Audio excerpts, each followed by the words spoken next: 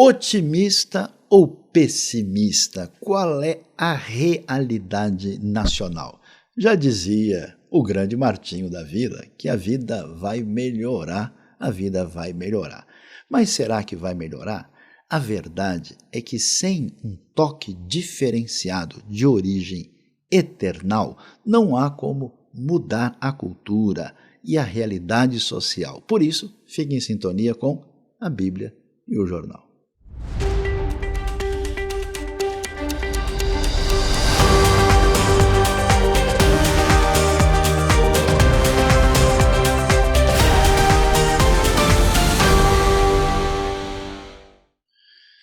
Este é a Bíblia e o Jornal, nosso momento especial de reflexão sobre aquilo que vemos no dia a dia, aquilo que está sempre na nossa sintonia e como é que nós fazemos a conexão com a sabedoria antiga, fazendo essa ligação entre a Bíblia e a nossa realidade. Hoje eu tenho alegria, satisfação, já que o nosso assunto é falar sobre cultura e sociedade. Temos conosco aqui Dr. Jonas Madureira. Dr. Jonas Madureira, especialista, conhecedor tanto da área de filosofia como também da área teológica. Ele é professor da Universidade Mackenzie, tem doutorado pela Universidade de São Paulo, é um dos mais reconhecidos pensadores evangélicos na realidade brasileira e nós temos a satisfação de ter ele conosco hoje para esse bate-papo bastante importante. Jonas, bom dia, grande prazer ter você comigo, com a gente nessa conversa aqui entre a Bíblia e o Jornal. Muito bom, Sai. É uma alegria enorme estar aqui com você, principalmente pela amizade, pela longa trajetória caminhando juntos e para discutir um tema para lá de especial, importante, me interessa muito. Eu acho que é um tema da ordem do dia, uma alegria enorme estar aqui com você. A alegria é nossa, a satisfação é nossa. Eu ia até entrar em assuntos futebolísticos com você, mas esse não é o momento para mim, né? Eu sei que você está no momento triunfante e eu estou no momento um pouquinho mais complicado, né? Mas indo para falar sobre as notícias que não sejam essas aqui, eu estava vendo esses dias, agora mesmo em 2023, saiu uma reportagem interessante da revista Exame. E a revista Exame, claro, todo mundo conhece, né, o seu perfil, discutindo questões que dizem respeito à sociedade, particularmente com um enfoque na questão da economia. E aí, nessa tendência nossa de fazer essa questão de economia, com a questão social, né, tudo aquilo que envolve o anseio da humanidade da gente ter uma sociedade melhor, apresentava o fato de que lá estavam os países com o melhor índice de desenvolvimento humano do planeta. E ao mesmo tempo, né, a gente ouviu a notícia que doeu um pouco aqui, que o Brasil perdeu posições. O Brasil, que tem um potencial gigantesco, né, está na posição número 87, que é muito aquém do que nós podemos fazer na nossa realidade. Agora, Jonas, eu dei uma olhada e eu achei curioso, né? Ali o número 1 da lista da Exame é a Suíça. E aí eu estava vendo lá os 12 primeiros e é interessante, tirando ali talvez Hong Kong e Singapura, que tem uma peculiaridade, são cada um é uma cidade-país, né? E tem, claro, eu conheço os dois lugares, eles são realmente excepcionais, interessantes, mas os nomes que eu me lembro ali, eu vi Suíça, Alemanha, Islândia, né, Holanda, Suécia, Noruega, Dinamarca, Finlândia, Austrália, acho que o único um pouquinho diferente ali era a Irlanda, né? E você que tem, né, acompanhado muito a história da cultura, a história das ideias, como é que ela se reflete dentro da sociedade, como é que você observa isso? Primeiro, você acha que esse índice de desenvolvimento humano faz sentido? Os elementos que fazem parte daquilo ali refletem uma realidade desejável e me ajuda a entender aqui por que esses países são protagonistas nessa tentativa de medir a vida melhor de cada sociedade. Muito bom, Sam. Eu acho que É com pesar que a gente vê essa situação toda, né? Óbvio.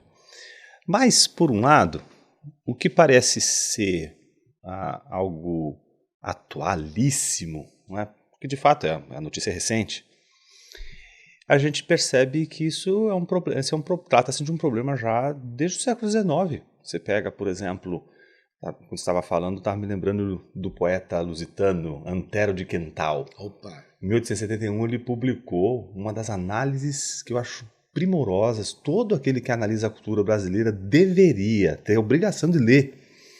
Porque apesar de ser do século XIX, o título do artigo que ele escreveu chama-se Causa da Decadência dos Povos Peninsulares. Que coisa!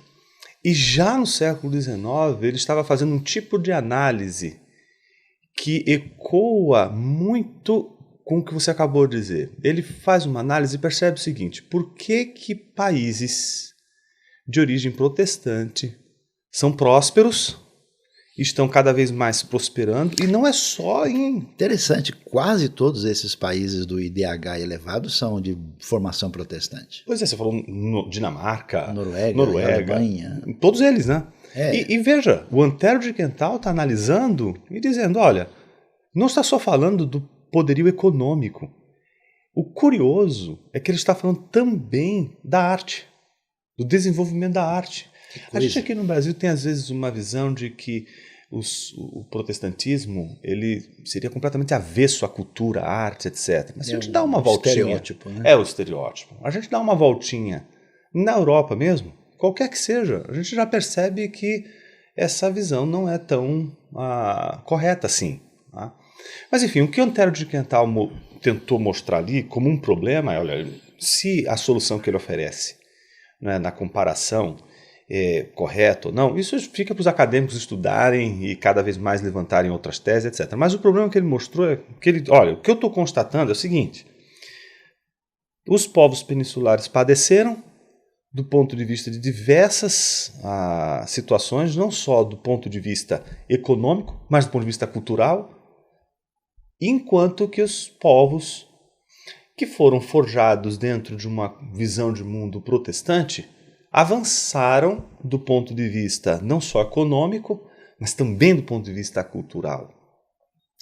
Quando eu vejo o Antero de Quental já percebendo isso no século XIX, e vejo você me trazendo essa notícia agora, né, que faz que, claro, para quem trabalha com educação, como a gente, que está sempre envolvido com educação, e que a gente não quer só ensinar conteúdo para os nossos alunos, a gente quer fazê-los, através dos conteúdos, serem formados, serem educados. Não é? Então, isso causa uma certa tristeza, mas, ao mesmo tempo, a indignação de Antero de Quental parece permanecer. Ora, por que no índice que você acaba de mencionar, você tem ali 2 ou 3 que não teriam uma origem do ponto de vista de uma visão de mundo protestante, mas a outra maioria esmagadora, se me falha a memória, a Noruega estaria em primeiro. Né? Suíça, Noruega. Então, isso, Suíça ou Noruega, que tem uma herança protestante, uma visão de mundo, pelo menos em sua natureza ali inicial e desenvolvedora, não é, protestante, tem um avanço do ponto de vista não só econômico, mas também do desenvolvimento humano, como um todo, envolvendo cultura.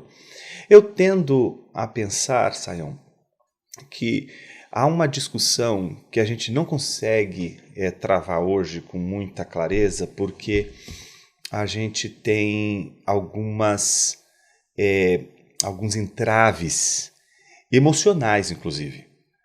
Porque é como falar de futebol. Opa, assunto complicado isso. Deixa eu tomar um copo d'água aqui. Um copo d'água. Você pode... Veja, seu time, não é porque seu time está indo mal, né, que você pode agora simplesmente jogar tudo para o alto dizendo, vou abandoná-lo. Não, porque de alguma forma, né, a coisa está ali, né? Está ali. Tá guardado. Então, às vezes a gente tem dificuldade de fazer essa nossa análise peculiar, porque esse tipo de análise envolveria uma reflexão profunda sobre a nossa própria visão de mundo. E eu tendo a pensar, Sayão, que é muito mais fácil a gente observar a visão de mundo do outro do que analisar a nossa própria visão de mundo. O Lewis dizia uma coisa muito, muito curiosa, diz isso num sermão, se me fala melhor, chamado Teologia é Poesia, né? Em que ele diz assim: todo ser humano ama a visão de mundo que possui. Com certeza, é o que parece. Então o que acontece? O sujeito, ele não vai conseguir perceber os entraves de sua visão de mundo porque ele está tão preso a ela que ele não consegue fazer aquela autocrítica. Autocrítica não é uma coisa fácil de ser feita. Essa capacidade de você observar-se a si mesmo, ela exige uma espécie de capacidade de observar você mesmo sem ficar dodói com aquelas questões que você, quando vai tocar, você diz assim, puxa, isso aqui é um problema. E eu penso, Sayão, que boa parte da nossa autocrítica passa, mas de longe passa naquilo. Às vezes eu vejo algumas análises do nosso contexto brasileiro que as pessoas estão criticando o que, em relação ao mundo europeu e etc., é justamente o nosso trunfo. Pois é. Veja, o que é maravilhoso na nossa cultura brasileira, se de repente acontece alguma coisa aqui que a gente não está esperando, a gente... Já não estava esperando desde muito tempo. E a gente vai lá e dá um jeito e resolve. Para conseguir um improviso lá tá difícil. Para conseguir um improviso lá, se falta o regente do coro... Quebra da dominação. Vamos cancelar o culto hoje. Então, eu acho que a gente tem coisas que são muito positivas. Mas, óbvio, tem outros aspectos que são... É necessário a gente pensar. Então, se de um lado o improviso é algo importantíssimo, que sem ele não teria jazz, por exemplo, pois é. O que seria do jazz sem o improviso? Seria difícil, né? Seria difícil. Mas, ao mesmo tempo, nem tudo pode ser só improviso. Então, me parece que a gente deixa escapar pelos dedos a autocrítica quando a gente, na comparação, não percebe os elementos que temos na nossa cultura, que são os elementos fortes, mas ao mesmo tempo não consegue transcendê-los. Primeiro, eu acho que falta, de alguma forma, essa apropriação da nossa cultura. A gente se desapropria muito facilmente dela, mas não consegue reconhecer aqueles elementos fundantes da nossa cultura, e por essa razão a gente não consegue pensá-la.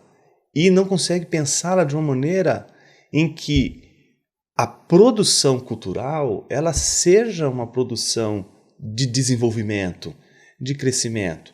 Isso, por um lado, parece ser um bom caminho. Mas, por outro, Sayão, agora eu penso aqui não como alguém que só está olhando para a análise da cosmovisão, análise de visão de mundo, autocrítica, mas como um cristão. Eu entendo que o Evangelho é um ponto central na vida não só de uma cultura, mas também de uma pessoa que transforma. Que transforma.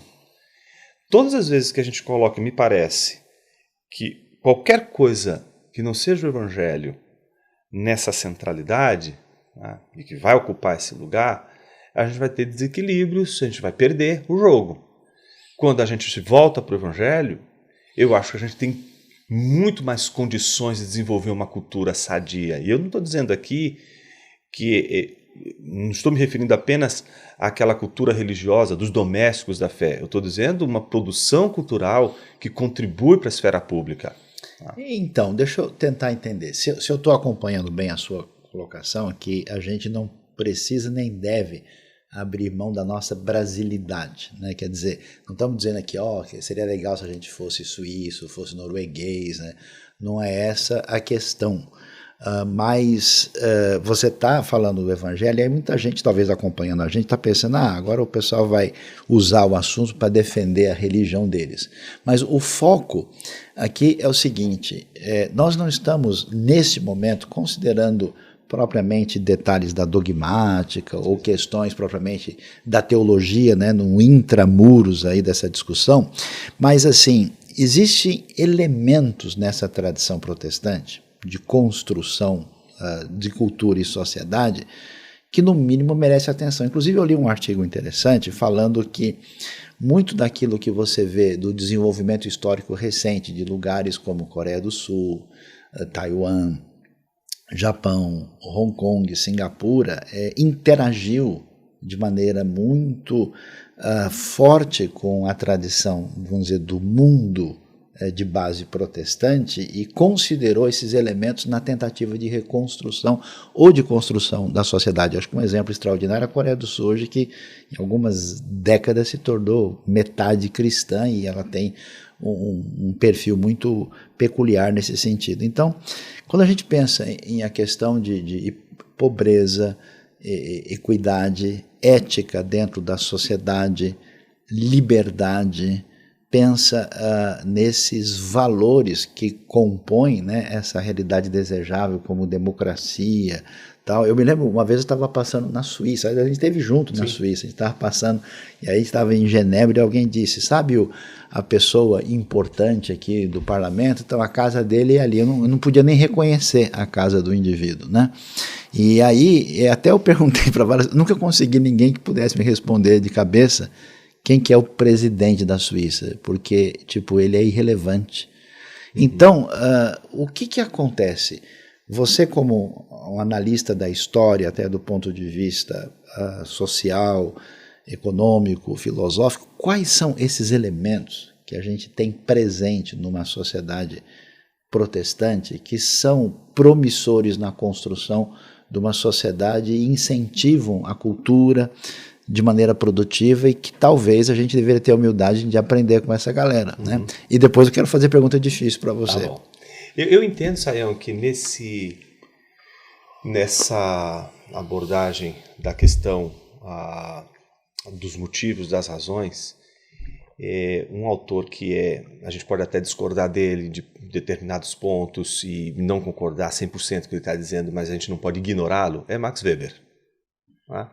Quando ele escreve, né, e fala sobre a ética protestante, o espírito capitalista, ele vai descrevendo, apesar de que de uma maneira redutora, o que ele vai fazer? Ele vai pegar uma corrente do protestantismo, vai pegar a análise de um puritano, que é o Richard Baxter, e vai reduzir todo o protestantismo ao Baxter. Então, isso do ponto de vista de quem está enxergando o tal da ética protestante, já limitado. Puxa, é bastante limitada a visão do puritanismo, do protestantismo, como ele está enxergando ali. Mas ok, há algo, apesar da redução, há alguns elementos que ele nota que são importantes e que dizem respeito, sobretudo, a essa ética protestante, que é uma ética, em primeiro lugar, pautada na liberdade. Essa ética pautada na liberdade começa com o próprio tratamento das Escrituras. Tá? Quando Lutero propõe uma tradução para o vernáculo, né, para a língua do povo, o alemão vai ler o texto, ele não está dizendo que agora os alemães eles podem criar doutrinas, eles podem fazer teologia do jeito que eles quiserem, interpretarem a Bíblia do jeito que eles quiserem. Não, o que Lutero está dizendo é que agora vocês são livres para lerem o texto, vocês não precisam de um tutor. Livre exame. Exato, para fazer esse livre exame. Aí a palavra é bem apropriada. Ele tem a liberdade de examinar o texto. Então, essa liberdade que vai, de uma maneira consistente, forjando a noção do indivíduo. Não precisa do sacerdote ler para ele. Esse é o ponto. Então, você vai ter, óbvio, que uma ênfase no indivíduo. Ah, mas Jonas, então isso quer dizer que o protestantismo ele é individualista? Então alguns fazem esse tipo de pergunta, meus alunos vivem fazendo esse tipo de pergunta. Então quer dizer que aí nasce o individualismo capitalista? Etc. E faz um balaio de gato que não, calma. Veja, não existe protestantismo sem noção comunitária. Entende? Você vai... O contexto protestante não é um contexto marcado pelo individualismo. A gente tem que tomar muito cuidado com essa perspectiva, tá? Porque há uma noção muito forte de comunidade, mesmo, e sobretudo no contexto alemão. De lei, né? De lei, inclusive. Agora, essa ênfase no indivíduo e na liberdade, óbvio, vai favorecer as iniciativas. Então você vai ver um Lutero que vai dizer, olha, produza o seu melhor sapato, né? Faça o melhor sapato com o preço mais adequado possível. Né? Então, há uma noção de justiça também, né? Ou seja, não é fazer um sapato que seja espetacular e que, porque ele é espetacular, agora você pode pesar na valoração, né, financeira dele. Não. Você acha que há uma desplatonização da teologia? A coisa entra na vida prática? Veja, Sayão, o que você está falando faz tanto sentido que até na pintura isso aparece. Por exemplo? Veja, você tem a pintura medieval centrada nas figuras bíblicas, né? Você tem o Cristo sempre pintado, você tem a Maria sempre representada, a Pietà, né? Você vai ter as hostes, né? Você vai ter os anjos, você vai ter sempre uma pintura sacra. Os protestantes vão pintar fruta, vão pintar o campo. Pensa, por exemplo, esses primeiros pintores holandeses, pensa um Rembrandt, pensa esses pintores que vão representar não apenas o sacro, mas a vida comum. Lucas Cranach. O Cranach, por exemplo. Albrecht Dürer. Dürer inclusive, ele foi um dos pintores que, quando raptaram Lutero, ele achou que Lutero tinha morrido. Ele chega a dizer, e agora? Quem vai nos pregar o evangelho? Porque a pintura dele era uma pintura que visava mostrar também as pessoas. Então, se você coloca uma mesa de frutas, mas deixa uma fruta podre ali, né? Está simbolizando, olha, isso aqui é finito, tem a morte aqui presente. Então, há uma preocupação também com uma representação do mundo aqui, nesse chão. Por isso essa desplatonização que você falou é clara. Libertação do sagrado da sua prisão metafísica. Né? Exato. Porque essa prisão metafísica, como você está colocando, ela reduz a expressão daquilo que a gente chamaria de a glória de Deus apenas as visões mediadas por essa interpretação sacrossanta e não visceral, como se no visceral, na vida do campo, na vida do dia a dia, o sagrado também não estivesse ali. Então estão dizendo, não, o sagrado está aqui também. Então, me parece que sim, essa desplatonização ela está presente já na pintura, já vai e está presente também na maneira do protestante lidar com o trabalho. Né? Então, imagina que você está lidando com para usar o termo do Huitzinger, né? O outono da Idade Média. Né?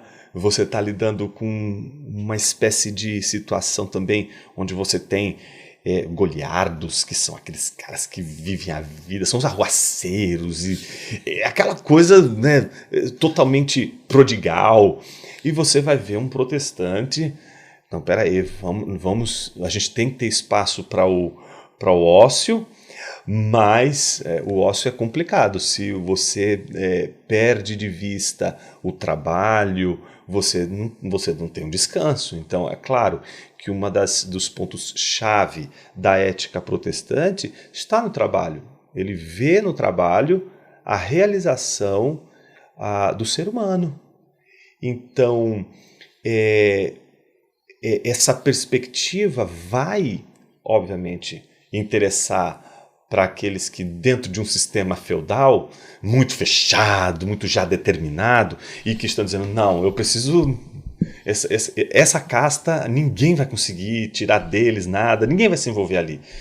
E você vai ter do lado os comerciantes, você tem as guildas, os protestantes estão usando as guildas, eles estão vendendo, eles estão produzindo. Então, óbvio que isso vai trazer um movimento de desenvolvimento muito maior do que uma espécie de economia baseada numa distribuição centrada num feudo, numa estrutura dessa natureza como era a medieval.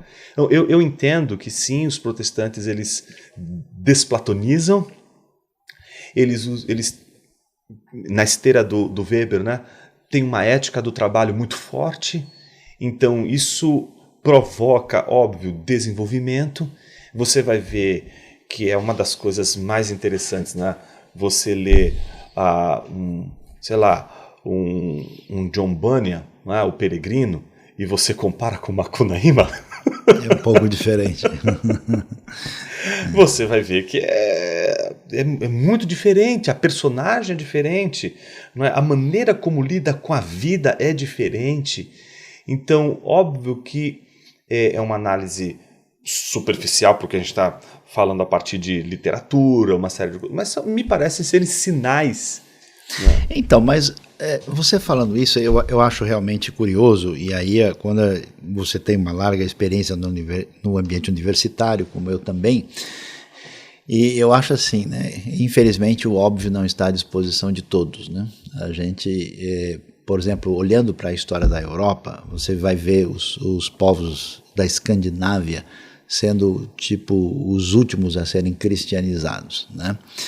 E até me lembro, né, o pessoal falava da invasão dos vikings na antiga Normandia, ad furia Normanorum libera-nos Domine, livra-nos, ó Deus, da fúria dos homens do norte, né? E aí, todo o eixo cultural preponderante que nós temos no período antigo até o medieval é a Europa do Sul. Você tem a cultura grega, a cultura latina, a glória de Roma, um momento extraordinário da Península Ibérica. E a gente vê que do século XVI, essa cultura efervescente, prolífica e promissora, ela se desloca para o centro-norte da Europa. Então você vai ter um caminho impressionante na cultura alemã, né? Mesmo na sua formação pós-reforma, depois no Die Aufklärung, né? Com o iluminismo, com todo aquele monte de os povos de língua inglesa, com a Inglaterra, as Ilhas Britânicas, a formação dos Estados Unidos, e a Escandinávia, que sempre está assim, no hit parade, né? Da classificação do IDH. Então é difícil demais você pensar e falar, não é possível que a formação dessa base que o protestantismo legou não tenha uma influência direta sobre isso. Mas eu quero complicar a sua vida aqui, em nome da nossa amizade, porque o pessoal chega a falar, vocês estão falando aí, mas a Itália tem muita coisa extraordinária também, e aí vocês ficam talvez fazendo um jogo não muito legítimo, porque olha países como a Áustria, olha a França. Aliás, a França é a centro de admiração, não só da realidade brasileira, até mesmo de Portugal, né? Os grandes poetas, literatos nossos estavam lá sempre tentando estudar na Sorbonne, em Paris, né? E a Bélgica, né? Esses países, ou essas referências, digamos, norte da Itália, ou principalmente a França, Bélgica e Áustria, eles não são, vamos dizer, antiprotestantes ou não protestantes, eles de fato têm um tipo de expressão católica semelhante ao que aconteceu na Península Ibérica, porque que a gente pode até dizer, a França nunca foi o que veio a ser a Europa Centro-Norte, mas como é que a gente lida com essa questão? É muito interessante, porque esse voltando ao poeta, né, lusitano, esse era o problema dele, porque ele dizia o seguinte: se a gente for olhar só para a Europa, não tem problema nenhum, porque a Europa toda é rica. Ok, toda desenvolvida. Mas quando a gente olha para os povos conquistados, aí a coisa aí é que a situação fica complicada, porque os povos conquistados por uma determinada parte da Europa tiveram um destino diferente da outra parte que foi conquistada também por europeus de uma outra visão, de uma outra perspectiva. Então você acaba tendo nos conquistados uma espécie de distinção. Mas, curiosamente, esse é um dos problemas do texto do Antério de Quental. Né? Isso não explica o porquê há o avanço ali na própria Europa. Agora, a Europa é muito difícil da gente analisar em contraste com os povos peninsulares, porque a gente está falando de uma civilização gigantesca. Por exemplo, eu tento explicar isso para o pessoal do direito, os alunos do direito. Eu digo para eles o seguinte: vocês falam do positivismo, essa coisa toda, jurídica e tal. Por exemplo, você pega a sociologia, que é uma ciência que basicamente nasce no século XIX. Né? E você tenta comparar com o direito, que já tem os seus princípios na antiguidade. É uma ciência milenar. Entende? Então existe muito tempo antes. Então ela tem um lastro histórico muito gigante. Não dá para você comparar com a tradição conceitual da sociologia com a tradição conceitual do direito. É um mundo completamente diferente. Então, eu penso que você comparar sociologia com direito é como comparar os povos peninsulares com a Europa. A Europa, ela, do ponto de vista cultural, ela tem um legado enorme, gigante, uma produção que você não consegue ocultar. Ela é um elefante na sala. Entende? Você não consegue dizer que qualquer lugar que você vai na Europa, você vai ver ali um portão que era 300 a.C. Não é? Sei lá, então você vai ter... É muita coisa. Então, eu entendo que é complexa a formação do contexto europeu, para falar desses termos, porque você tem ali uma confluência tanto da visão de mundo greco-romana como da visão de mundo judaico-cristã. O Ocidente, sem esses dois fundamentos, não existe. Não existe. Tudo que se faz na Europa, se estuda na Europa, você pega os pilares culturais da Europa, as raízes você vai encontrar tanto na literatura greco-romana como na literatura judaico-cristã. E eu não diria que você teria ausência de um em algum momento, não. Ela é presente e constante na produção, no desenvolvimento da Europa. Então você acha que ambientes como Áustria, França e Bélgica estavam numa relação de pertinência e conexão, vamos dizer, com o mundo menos medieval que ficou no Sul? Então o tipo de catolicismo e até de secularismo traz uma distinção de caminhada. Exato, mesmo porque você toca num outro ponto importantíssimo, sabe, que é o secularismo. O secularismo ele é um produto do cristianismo ocidental. Com certeza. Nunca me esqueço que estava estudando na Universidade de Colônia, na Alemanha, tem um andar de cima que era só dos averroístas. Opa, estudavam Averroes. Exato, Averroes, a filosofia árabe, etc. E eu lembro que, numa das discussões que a gente teve lá, eu assisti uma exposição de um aluno, de um orientando lá do programa, e um dos que estavam ali na mesa perguntaram para ele, né? Mas e como o Islã lida com o secularismo? Ele olhou e disse assim: lidar com o quê? Não existe secularismo. O secularismo não é um problema para o Islã, é um problema para os cristãos. Ibn Shurud. Você tem uma outra situação, porque o secularismo... as pessoas elas acham que o secularismo, por exemplo, é um movimento antirreligioso. Não é um movimento antirreligioso, ele é primeiramente um movimento anticristão que só poderia surgir no meio cristão e usa o vocabulário cristão, inclusive. E usa todo o aparato que foi desenvolvido para reagir contra. Então, o secularismo ele é algo forte, algo presente, mas ele mesmo é devedor dos seus fundamentos dessa herança clássica que se herda não só da cultura greco-romana, mas sobretudo da cultura judaico-cristã. Então o secularismo não poderia surgir sem o benefício dessas civilizações. Agora, Jonas, a gente está aqui hoje no A Bíblia e o Jornal e estamos falando, né, sobre a questão de cultura e sociedade, como é que as diversas sociedades têm um equilíbrio promissor na sua maneira de ser e de viver. Então, estamos falando de economia, estamos falando de liberdade, de democracia, de educação, daquilo que é chamado de índice de desenvolvimento humano, e vendo aí como países de formação basilar protestante têm um destaque nessa classificação. E pensando sobre essa realidade aqui, juntamente com o meu amigo Jonas Madureira, eu tenho uma pergunta aqui, Jonas, um tanto quanto incomodante, que é o seguinte: não faz tanto tempo eu vi um artigo, saiu até numa revista americana, dizendo: será que a América Latina está se tornando protestante? Aí avaliava o crescimento, digamos assim, evangélico, né? Em países como Brasil, Chile, Guatemala, né, que eram os principais destaques. E aí eu penso o seguinte: parece que nós temos aí mais de 60 milhões de evangélicos / protestantes na sociedade brasileira, com ou sem colesterol, né? Com todos os elementos mais complicados ou não. E aí essa nossa sociedade não está se tornando protestante. Eu ligo a TV, por exemplo, todo dia, acho que a maioria dos canais da TV aberta eu vejo alguém com a Bíblia lá, e ele está falando uma série de coisas. Quando eu leio um pouco de Calvino e Lutero, não reconheço tanta similaridade assim, né? Mas por quê? Me corrija se eu estiver errado.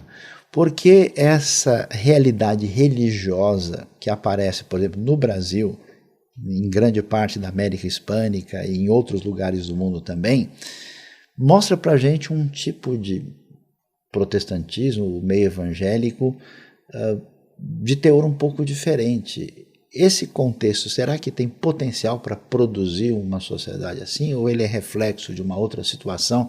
Quer dizer, todo protestantismo é saudável do ponto de vista da construção, ou existe protestantismo assim que precisa melhorar um pouco? Não, como é que é essa história? É maravilhosa.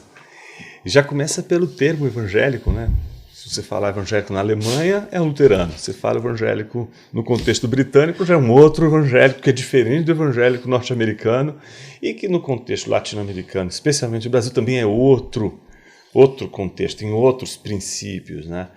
Eu entendo que o nosso protestantismo não é só o evangelicalismo brasileiro ou evangelicismo brasileiro, mas o protestantismo brasileiro tem uma alma católica muito forte. Como é que é, mano? Peraí. Imagina o seguinte, Sayão. Protestante brasileiro de alma católica. Isso aqui tá virando assombração. Tá virando. Então, como é que é essa? Explica pra gente esse negócio. Às vezes, Sayão, eu fico me perguntando, né? Em que sentido isso? Imagina que quando a gente impetra a bênção apostólica no final do culto, um protestante simplesmente ouviria.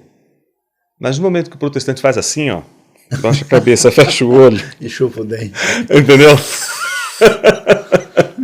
Esse é uma outra referência. É um misticismo. É uma outra referência, é uma outra maneira de lidar com a tradição.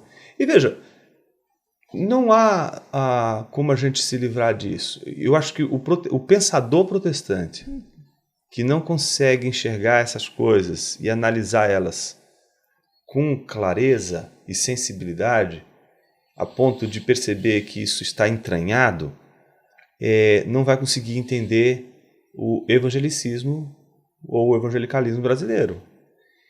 Porque desde a nossa formação, veja, a gente não lê O Peregrino. Não, O Peregrino é um livro básico para um anglo-saxão. Exato, o anglo-saxão está ali lendo quando é pequeno, como a gente vai ler os nossos livros aqui. E os nossos livros, a nossa literatura, ela é uma literatura fortemente católica, né, de tradição católica. Né? Salvo um ou outro autor que a gente se surpreenderia, como por exemplo o Nelson Rodrigues, que teve uma origem batista, né? Pois é, a prática não era tanto. A prática não era tanto. Mas você já vê alguma coisa ali talvez diferente quando se fala, quando você tem alguma expressão religiosa ali, você tem já um viés ali mais protestante que aparece ali de alguma forma na linguagem. Né? Mas ainda assim é um contexto que a gente não pode negar. O nosso transfundo católico ele é inevitável, incontornável. Então, a gente tem que saber lidar com essa realidade entendendo que algumas coisas elas são tão culturais que a gente faz sem a gente perceber. Então pode haver um indivíduo que ele seja de verniz protestante, mas a sua estrutura de pensamento continua. Agora a gente entrou no ponto, Sayão. Imagina o seguinte, as pessoas pensam assim. Como que as pessoas pensam? Eu tenho uma cosmovisão. A teoria da cosmovisão é uma das coisas mais complicadas. Eu não sei, eu ainda estou para entender onde a gente for chegar com isso, mas a pessoa acha que ela tem uma cosmovisão. E essa cosmovisão é perfeitinha, toda arrumadinha. Minha cosmovisão agora é protestante. Sim. Então ela não tem contaminação de absolutamente nenhuma outra visão de mundo. Errado, não tem, isso não acontece. Primeiro que você não constrói uma cosmovisão. Né? Você nasce, cresce num contexto. Esse contexto, a visão de mundo está presente na própria organização dos objetos. É o oxigênio. É o oxigênio, a ordem das coisas. Eu tento explicar isso para as pessoas. E as pessoas ficam assim, mas Jonas, não estou entendendo. Eu falei, pensa o seguinte, o jeito como... Você entra numa casa agora, Sayão. Você olha e observa o Salmo aberto, a Bíblia aberta no Salmo 91 com um copo de água do lado. Você já sabe o segmento. Exatamente. Se você entra na casa do sujeito e vê uma carranca na frente, você já sabe o segmento. Você vê uma imagem, não é, da Aparecida com uma vela, você sabe o segmento. E o jeito como uma pessoa organiza a casa dela, você vai dizendo, essa pessoa ela tem um estilo X, essa pessoa tem... Porque a própria organização dos objetos do mundo representa essa visão de mundo. Eu tento dizer para as pessoas o seguinte, imagine se você fosse fazer um regresso até a primeira cosmovisão do mundo. A primeira visão do mundo sequer foi humana, foi divina. Deus pegou, organizou tudo, não entregou a gente o Éden. No Éden deu um jardim ordenado. Ali estava a visão divina, estava ali. A gente assimila aquilo ali. A gente cresce com aquilo ali. E o que pode acontecer no meio do caminho? A gente pode rejeitar essa visão de mundo, mas ninguém rejeita, Sayão, uma visão de mundo por nada. Você sempre vai rejeitar uma visão de mundo por outra visão de mundo. Só que para você aceitar uma outra visão de mundo, você usou os fundamentos dessa primeira visão de mundo que te formou para entender uma visão diferente da sua. Interessante. E não tem jeito. Será que corre o risco de trocar água benta pelo óleo ungido? Então, imagina, por exemplo, uma pessoa que era um ateu e se converte, certo? Ao cristianismo. A articulação dele. A articulação dele de recepção do evangelho é de uma visão de mundo ateísta. É interessante. E aí, aos poucos, ele de repente está tudo misturado. Observa um ateu, por exemplo, como C.S. Lewis, que transita de um lado para o outro. As primeiras questões dele são questões que um cristão jamais faria. É verdade. Só que quando a visão dele é modificada e ele tem um peso agora, que é uma visão de mundo cristã, as pessoas acham que agora é uma visão de mundo pura. Não existe visão de mundo pura. Você vai ter uma visão de mundo que é hegemônica, que é aquela que tem os seus princípios mais fortes, mas você é atravessado por outras visões de mundo que vão te influenciar, que vão influenciar você. Então, você nasce brasileiro e você, por mais que seja católico, protestante, umbandista, budista... É um brasileiro. É um brasileiro! Não tem jeito, você vai modificar. O sabor da feijoada não sai da não boca. Vai. Agora, mas vamos lá, você está me deixando meio... Deixa eu beber um copo d'água de novo aqui. Agora, apesar disso, a gente está dizendo que existem elementos na cosmovisão, na tradição protestante, que de alguma maneira são favoráveis à construção de uma sociedade mais equilibrada, e a gente tem algum nível de influência dessa realidade. Será que a gente pode dizer que nós temos algum protestantismo em construção na realidade brasileira, ainda que seja aí meio com tacacá e feijoada tal, ou será que realmente, vamos dizer, passou do ponto, né? Assim, olha, a coisa está indo mais para o pensamento mágico, reiterando, né, uma visão mística da realidade, o que não parece ser muito promissor do ponto de vista da construção de uma sociedade equilibrada. Eu vejo isso, Sayão, eu vejo que a gente tem e aí a gente volta àquela questão inicial, A coisa mais difícil no mundo é você fazer autocrítica. Porque a gente gosta da visão de mundo que a gente tem. Como é que a gente ajuda isso? Esse é o ponto. Eu acho que se a gente não tiver condições de, em primeiro lugar, desenvolver uma humildade, eu vou chamar aqui de humildade epistemológica, e vou explicar o que é isso. Uma humildade epistemológica é uma humildade no conhecimento. Essa humildade passa pelo pressuposto de que eu não sei tudo. Eu ignoro algumas coisas e são coisas importantíssimas. A gente acha que até Deus é brasileiro, né? Aí fica difícil. Aí fica muito difícil. Porque aí fica fácil. Deus concorda com a gente, né? Aí quem vai discordar de Deus? Então eu vejo, Sayão, que essa situação ela faz a gente, nessa humildade, baixar a bola e dizer assim, eu tenho pontos cegos. E eu não estou enxergando. E eu preciso do outro. Que de alguma forma me diga, bicho, o que você está fazendo aí não está certo. Mas como não está certo? Eu posso até brigar. Ok, mas escuta. Tenta ouvir. Reflete, né? Tenta refletir. Alguma coisa pode estar errada aqui que eu posso consertar. E eu entendo, Sayão, que um país, uma sociedade, uma comunidade só passa limpo sua história se fizer autocrítica. E não existe autocrítica coletiva. Não dá pra gente fazer, vamos dar as mãos e fazer. A autocrítica ela passa quando ela é percebida pelos exemplos. Eu entendo, Sayão, e aí é uma influência de um pensador que eu tenho lido recentemente, eu tenho admirado demais o que ele tem produzido. Óbvio, tem as minhas reservas, mas ele tem uma contribuição enorme, chama-se René Girard. Girard. E o Girard, ele fala uma coisa muito interessante. Ele diz que as culturas elas são mediadas por exemplares. Então, se os líderes de uma sociedade não dão exemplo de autocrítica, não espere autocrítica da sociedade.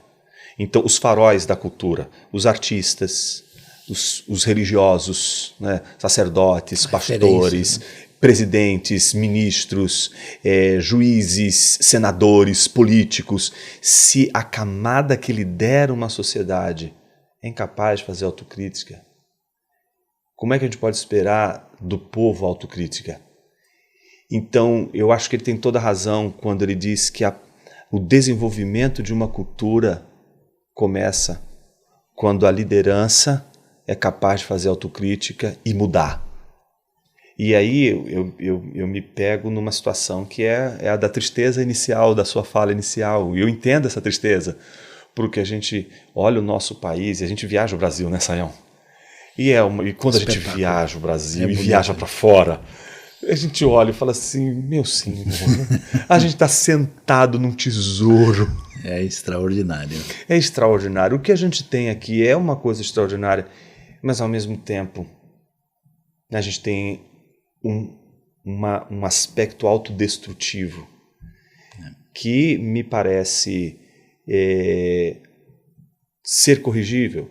Acho que sim, mas eu acho difícil a gente conseguir um caminho que não tenha na sua origem uma mudança naqueles que justamente seriam os educados, os cultos, as referências. Então, eu acho que passa um pouco por isso aí. Muito bom. Bom, estamos aqui praticamente encerrando o nosso momento de bate-papo aqui com o Dr. Jonas Madureira, entre a Bíblia e o jornal, né? O desafio de construção de uma sociedade promissora, com educação, com liberdade, com democracia, com progresso em diversas áreas, progresso social, um relacionamento adequado. E falamos aqui um pouco hoje da contribuição histórica da tradição protestante, como isso de alguma maneira deve ser percebido dentro da realidade brasileira. E eu quero agradecer, né, de coração, meu amigo Jonas, por ter estado com a gente aqui e convidá-lo, inclusive, para dar suas palavras assim, de desfecho, né, e até mesmo uma mensagem final para os nossos queridos que estão conosco aqui neste dia especial de reflexão entre a Bíblia e o jornal. Obrigado, Sayão. Obrigado pela oportunidade de estar aqui conversando com você, falando com aqueles que têm acompanhado, não é, esse programa.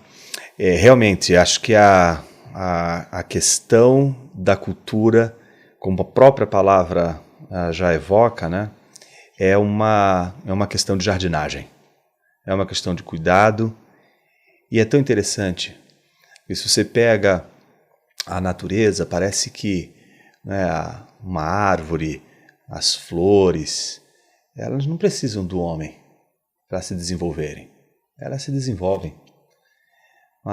Mas as cidades não brota a cidade das árvores, não brota a cidade da terra. A cidade, ela é como um relógio. Se o relógio para de funcionar, não tem nada dentro do relógio que faça o relógio voltar a funcionar. O relógio vai precisar do relojoeiro para consertar. Cidades precisam daqueles que fazem a cidade não só existir, mas a cidade se manter. Se os homens param de cuidar da cidade, a cidade morre. Porque a cidade não é como a natureza. A natureza tem o Criador, ela se mantém por causa do Criador, o Criador cuida da natureza e da natureza, o poder da própria natureza se auto-refazer em vários contextos. Mas a cidade é uma tarefa dos homens. Os homens erguem as cidades, mas os homens mantêm essas cidades. E as cidades, elas existem desde o dia que nós saímos do jardim. Elas são uma saudade do jardim. A gente quer aquele shalom que a gente perdeu no jardim. E a gente tenta reconstruir esse shalom nas cidades, criando defesas, proteção, mas tudo aquilo que a gente faz com as nossas mãos não dura para sempre. E é por isso que aquele que garante a paz no jardim é o único que pode garantir a paz também nas nossas cidades. E essa é a palavra que eu quero deixar para todos aqueles que acompanharam a nossa conversa de hoje, saiam acreditando que a cultura, a cidade, aquilo que a gente recebe como responsabilidade para cuidar, depende da gente para que ela permaneça.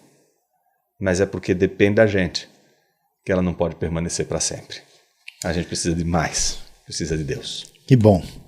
Muito obrigado, Dr. Jonas. Obrigado você que esteve em sintonia com a gente. Lembre-se, para falar de coisas antigas e atuais, aquilo que é importante para a vida e até para o social, acompanhe sempre Entre a Bíblia e o Jornal.